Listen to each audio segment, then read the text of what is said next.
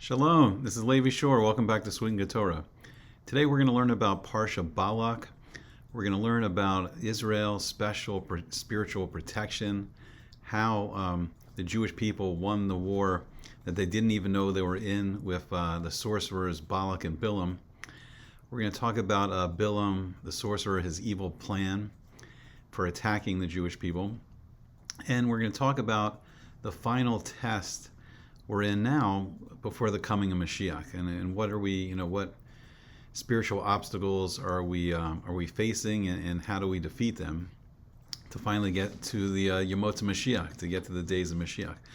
So right now, Israel, it's been almost 2 years, and they've been fighting a war against Hamas. They were fighting a war, some against Hezbollah. They just were fighting a war with Iran, and really this is all started in a sense from Iran and through their proxies. So in the ancient world, we're going to see that when Balak and Bilam were waging a war against the Jewish people, they were waging a spiritual war. And what's interesting is really every war has a spiritual component and a physical component to it. But now that we kind of live in this world which is run by the secular governments, so they really only focus on the physical aspect of war, and you won't hear modern armies have any really spiritual strategy of how they're going to win the war. But the truth is, in Israel's current war, or wars, however you want to look at it, there's a huge spiritual component that's happening, even though the secular Israeli government does not focus on that, and that's not their main goal. But behind the scenes, when you have these young Jewish men and women, fighting this war, and when you look at Hamas, where there's still hostages to this day, there's a lot of Jewish people behind the scenes, and they're learning Torah to build the spiritual merit. Jews all around the world are doing mitzvos, in Israel too, doing mitzvos, doing gemilas chasadim, doing acts of kindness. And all this starts to build the spiritual merit that helps Israel be victorious in whatever war they're facing. So in the ancient world, Balak and Bilam, they saw that the Jewish people were inside the Egyptian Empire, which was the strongest empire at the time. And Egypt was renowned, and their technology was not the modern physical technology.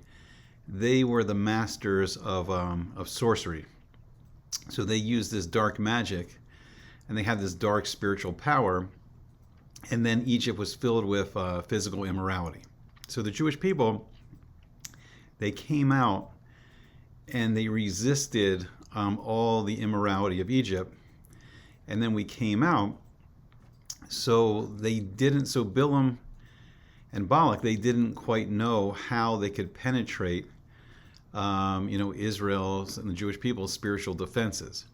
So what they did was really one of the most insidious plans. But their plan was really to, in a sense, try to bribe Hashem himself, to try to bribe our God, the only God there is. So what they did was, the first part of the plan is, Bilam instructed King Balak to build 7 altars, and then on each altar they would offer up a par and an ayil. They would offer up a bull and a ram on each altar. Now it says in the Midrash Hagadol and the Bamidbar Rabbah 2015 that there was a reason why they did this. And the strategy was that they wanted to counteract the spiritual protection from the 7 altars that were used first by Adam Arishon, Adam the first man, and he offered up offerings to Hashem in Gan Eden, in the Garden of Eden. And then there was altars built by Hevel, Cain and Hevel, Cain and Abel. So Hevel would offer to Hashem. Noah, he offered to Hashem. And then Abraham, Yitzhak, Isaac, Yaakov, Jacob, and then Moshe, then Moses. So those 7 altars that were offering korbanos, offerings to Hashem, Bilam wanted to counteract that. And then he felt like if he counteracted the merit of all those offerings, then he could bring a curse onto the Jewish people, and they could spiritually destroy the Jewish people or make them vulnerable. So what happened then was that when Bilam tried to curse the Jewish people, Hashem reversed every curse, so every curse became a blessing. And then they tried it again. So they tried it a second time, and once again they set up 7 altars, and they offered a bull and a ram on each one. And once again Hashem turned all of Bilam's curses into blessings. So instead of cursing the Jewish people, he ended up blessing the Jewish people. Okay, the third time they did this again. They built 7 more altars, offered up a bull and a ram on each altar. And now this brought the offerings up to 42 offerings total. Now this is a very powerful number. A lot of people are, if they're familiar with Lahavdil, Douglas Adams' Hitchhiker's Guide to the Galaxy, he made a joke that the answer to life and everything, life, the universe, and everything was 42. But little did he know that there's a great truth to that, and that Hashem's holy 42-letter name is a big secret and part of the Maisa Bereshis and part of creation. So there's something very powerful about these 42 offerings. But once again, Hashem would not allow these offerings, to change his will, and he changed Bilam's curses once again to blessings.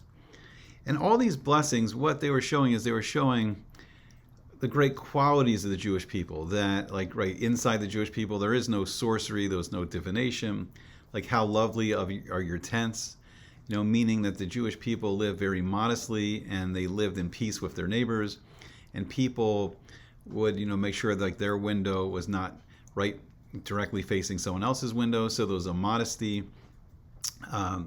The Jewish people were not trying to pry into people's personal lives, and there was great peace. And there's just, through all these blessings, there's many praises of the Jewish people, and this is coming from our enemies trying to destroy us. And then the fourth time, then Bilam gives a final prophecy of what's going to happen in the future, in the days of Mashiach, and what will be the final fate of Moab that started this whole war against Israel, when Israel it was commanded even not to attack Moab, and not until Mashiach's time will there be a final reckoning between Moab and the Jewish people. Okay, so Bilam and Balak, they saw that Israel's spiritual defenses were too strong, and nothing was worked. So this is when Bilam came up with his evil plan. Now, there's 3 really, really bad Averos. The 3 main Averos, and this is what the Gemara describes as was responsible for the destruction of the first temple, the first Beis HaMikdash, is murder, spilling blood, avodah zarah, worshipping idols, worshipping anything besides Hashem, and then gili arayos, meaning physical immorality. So it says in the Shulchan Aruch, in Even HaEzer, it's in 23:1, and it's the very first halakha, and it says, Aser lakotzi shikvat zera levatala, that it's prohibited to bring out basically a man's seed and just waste it, for no reason.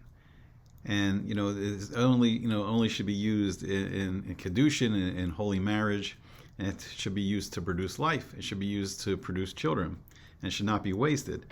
And then it says in the Shulchan Aruch, it says, V'avon zeh chamor mikol averos. This is very scary, and it says this avera, this sin, this avon, is more stringent than all of the averas combined.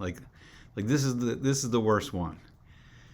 And so this was part of Bilam's evil plan. So if he could get the Jewish people to engage in this avera, then they would be spiritually weakened, and then Hashem himself would punish the Jewish people for these averas, for these sins. All right, so then we go in, and it says in the Pesikta Zutrata in the Bamidbar Rabbah, and this is in 2025, it brings a midrash And it says that King Balak himself, King Balak of Moab, and all the nobles of Midian, they actually commanded their daughters to beautify themselves, to adorn themselves, and to try to seduce the Jewish people.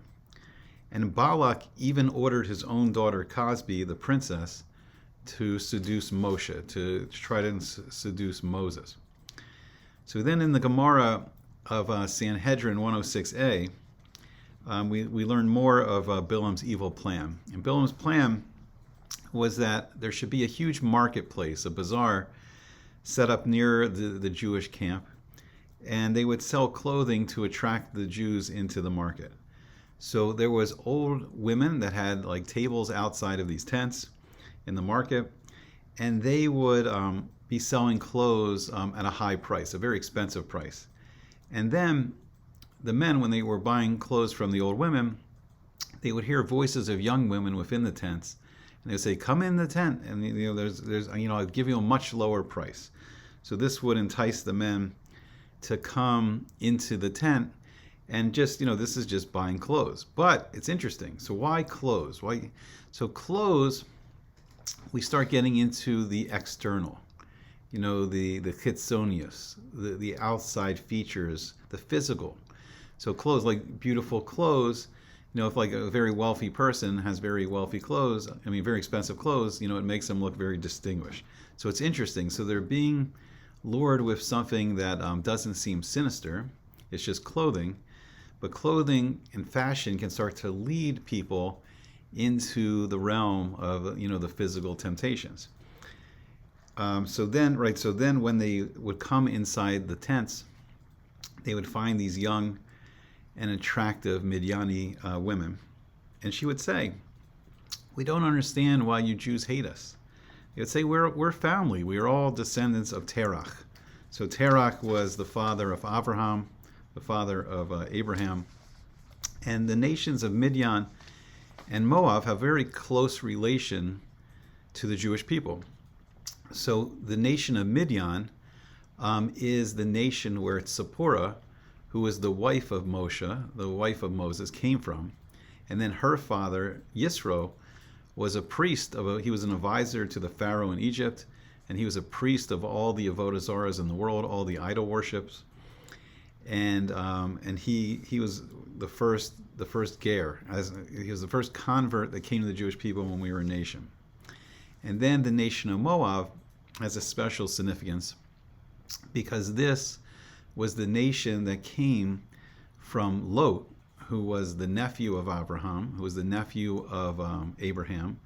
But after the destruction of Sodom and Gomorrah, of Sodom and Gomorrah, and the great immorality that was being done in those 5 cities around what's currently the Dead Sea area, they thought the world was destroyed. And Lot's oldest daughter, she intoxicated her father, and then they had a child. And then the nation of Moab, which is not so modest, it's like Me'av, like it's related to the word Me'av from father. And so there's like kind of the seeds of immorality in the nation of Moab. But we're going to see, pretty amazingly, we'll see later that Mashiach himself, Mashiach ben David, the descendant of King David, will come from this nation, which is very interesting.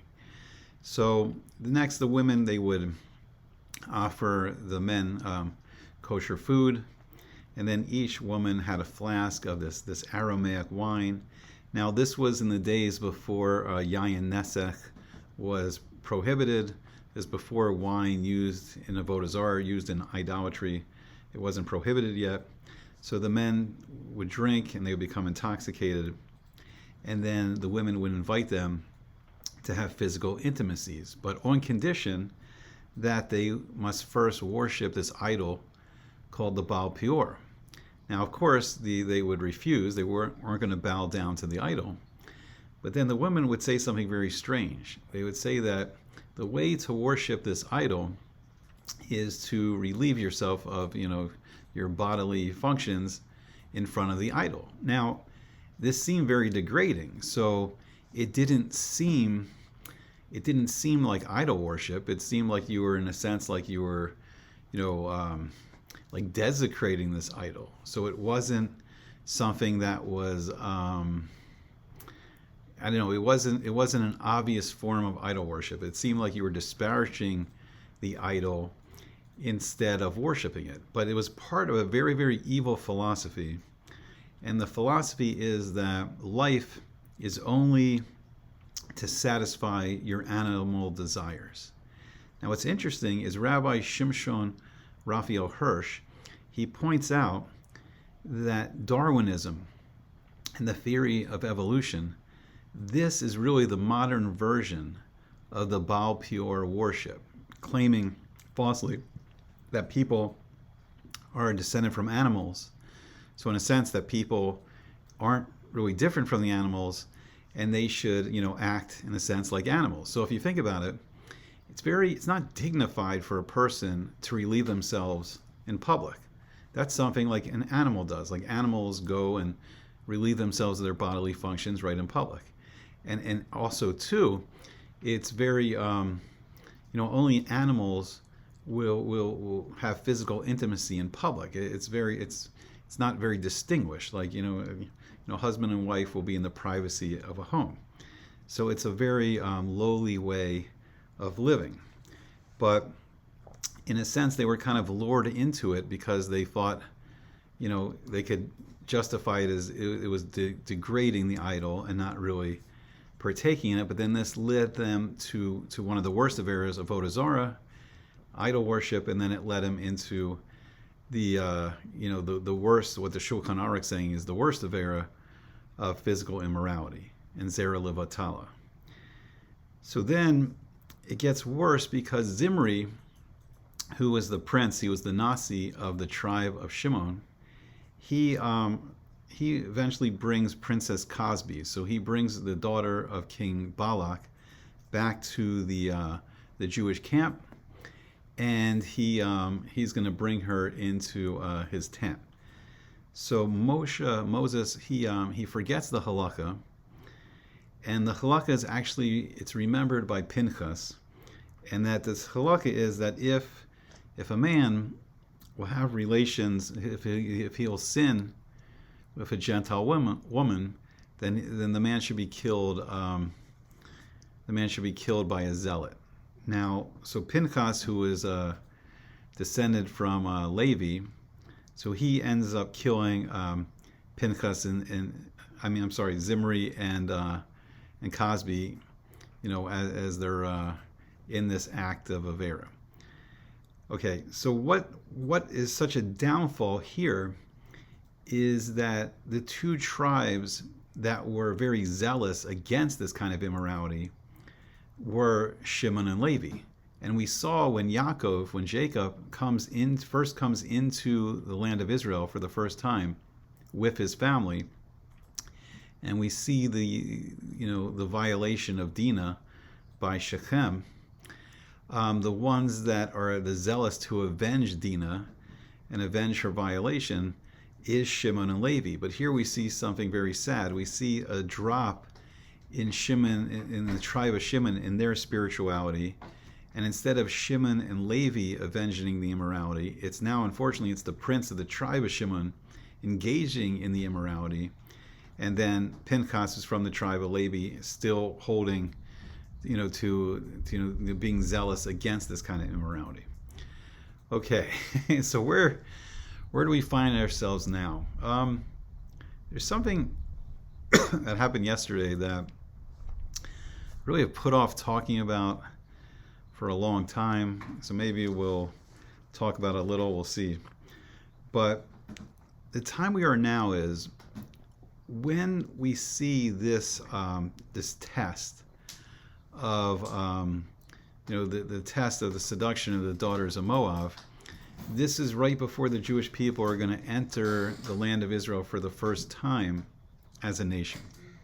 And so now that we find ourselves right before the coming of Mashiach, this is also one of the biggest challenges that we're facing. The immorality is, unfortunately, it's all around us.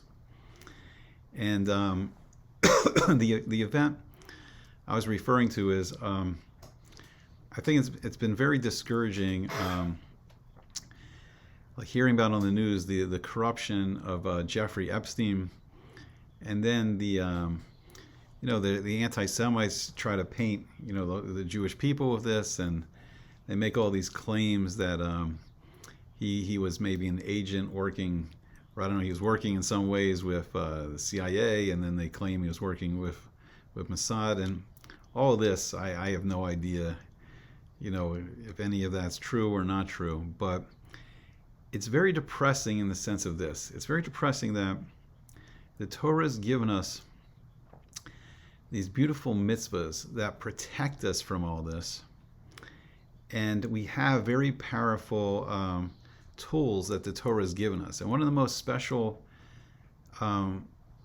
mitzvahs that the Torah has given us is what's called Tacharas HaMishpat, and the very special spiritual purity that goes on between a husband and a wife. And one of the greatest protections, especially in these days, a man can have is this special kedushin, that special holy relationship with a wife. And this can protect us from a lot of these horrible outside influences. And then you'll hear many Rosh Yeshiva, they'll say try to stay away, from all these outside influences. And they'll, excuse me, they'll recommend, people stay away, from the internet as much as they can, and try to avoid, what's going on around us. So it's interesting. Out of this horrible event that Pinchas, had to rectify, and then he's given a bris shalom. He's given a covenant of peace for this. We see some of the parts of how this is all going to be fixed with the coming of Mashiach. Now, what's so special is that we see in the book of Ruth, in the Megillah Ruth, that Ruth, who is a princess of Moab herself, but she is the opposite of all this immorality, and she is a representative of Tahara and Kedusha, of spiritual purity and holiness, and she leaves all the wealth and all the immorality of Moab behind, and then she's willing to go with her mother-in-law Naomi back to the land of Israel and become a Georis, become a convert, and she's willing to live in poverty and leave the immorality and the wealth of the life of a princess behind. And she is the fix, she's the tikkun for this this immorality. And what's interesting is, so she is, I forgot if she's the great-grandmother or the great-great-grandmother of David HaMelech, of King David. So we see that through the great strength of Ruth is going to be the fix and a strength that's in the line of King David that will eventually come out to Mashiach ben David, the Mashiach, the Messiah that's a descendant of King David. Now, what's really fascinating is that the other player in fixing this temptation and bringing us back, to spiritual elevation is Pinchas. And the Arizal says something very fascinating, and it says it also in the Zohar, that Eliyahu Hanavi, Elijah the prophet, who's going to begin the whole process of the coming of Mashiach, that he is either Pinchas himself, who received the bris shalom, received the covenant of peace, meaning he would never die, or he's a Gilgal, or he's a reincarnation of Pinchas, come back. So once again, so who will be helping us? Who will be starting this process to fight against this immorality all around us? Will be Pinchas himself, will be Eliyahu Hanavi. And then the third component of helping us, lead us out of this, this lowliness, will be Mashiach ben Yosef. Mashiach, who's descended from Yosef Atzadik, who's descended from Joseph. And Joseph had the great spiritual power to resist the spiritual, the physical temptations from the wife of Potiphar. So here we have help We have people to lead us out. And, Bezrat Hashem will be able to, win this battle. So the Gemara recommends two things that are very important in these days. Learning Torah. And learning Torah teaches us the mitzvos, the 613 mitzvos. And this is very important because we have the 365 mitzvahs lo taseh, the mitzvahs not to do. And these help us turn away from, desire that's going to lead us in a bad direction. And these protect us, and these give us the quality of sor meirah, of turning away from evil. And then there's the 248 positive mitzvahs, the mitzvahs aseh, the mitzvahs we should do, and this helps us reinforce oseh tov, do good. So we have 365 tools, protection, steering us away, helping us, teaching us constantly to steer away from evil. And then we have 248 mitzvahs elevating us to a higher spiritual level. And this is great protection. Another great protection, it says in these days, is gemilas chasadim. Just be kind to people. Do kindness for people. And kindness is a great protection in these days. Now, also very important qualities is going to be tefillah, prayer to Hashem, emunah, faith in Hashem that He's going to, save us and bring us through these times. And and we can use, we can use all the protection we can get in these days. But the emunah that Hashem hu ha'elokim ein od milvado, that all aspects of this infinite being, it's the loving, the loving aspects of Hashem, and it's the stern judgment of Elokim, but it's all one infinite being, and that, nothing is happening that's outside Hashem's control and outside His ratzon, His will. So we see this with Balak and Bilam, Balak and Bilam, that even though these sorcerers wanted to try to destroy the Jewish people, Hashem gave us great spiritual protection. And even nowadays, when they're rising up on all sides to attack us, we have 4,000 years of experience with learning the Torah and following the mitzvos, and we have great wisdom that we've inherited from the generations before us, and we have a great, this great close relationship to Hashem, the only infinite being there is. So we have everything we need to win this final battle before the coming Mashiach, and Bezrat Hashem, may we see better times. Okay, I hope you enjoyed it, and I hope to see you back again soon on Sweet and Good Torah.